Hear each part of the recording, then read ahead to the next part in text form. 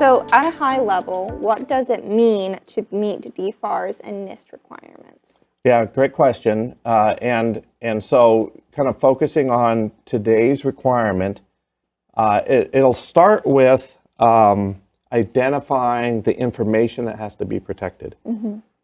This is not a requirement to protect your whole company, though a lot of what you put in place will help your company be more secure. It's specifically targeting the protection of what's called controlled unclassified information. What is that?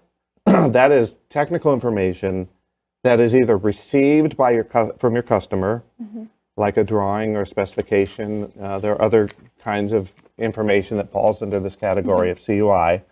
But that information, if it's passed to you, perhaps it's emailed or downloaded, to your network, while it's in your possession, you must protect it.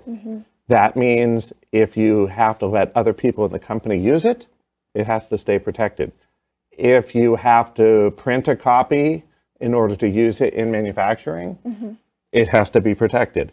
If you have to send the information to a supplier who might be providing a component part for you or something, it has to be protected. So it's all about protecting CUI. So it means you have to identify what CUI do we have? What do we receive? What do we use? Perhaps what do we generate? If you're in an engineering firm, you might be responsible to produce technical drawings and specifications. So you're creating CUI, it has to be protected throughout its life cycle. So starting with identifying what CUI you would have, it's not always clear. It's supposed to be clearly marked, yet the government is really struggling to get these documents marked consistently.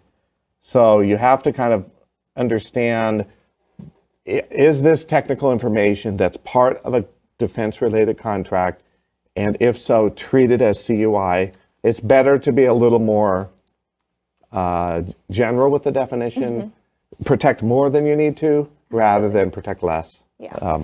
So identifying CUI, then it's you now have a sense of what systems, what processes that documentation is going to flow through. So you want to then start to evaluate how close do we meet these NIST requirements today.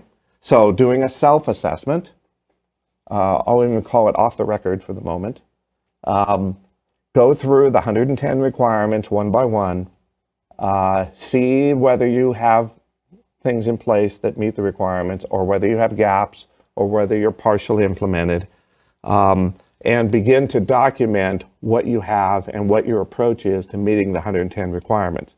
That begins to generate formal documentation that's required. One of those is called the System Security Plan, or SSP, and that documents how you meet the requirements. If there are gaps, you create a list of the gaps, and that's called your Plan of Action and Milestones, POAM. So that documentation, you're beginning to comply just by nature of creating the documentation, though you're not fully compliant as long as there are POAM items still there. That should then generate a plan. What's our plan to close these gaps? What's our time frame to close the gaps? What resources are we going to need? Those type of things. And you work the plan. There's not a tight deadline to get all 110 in place.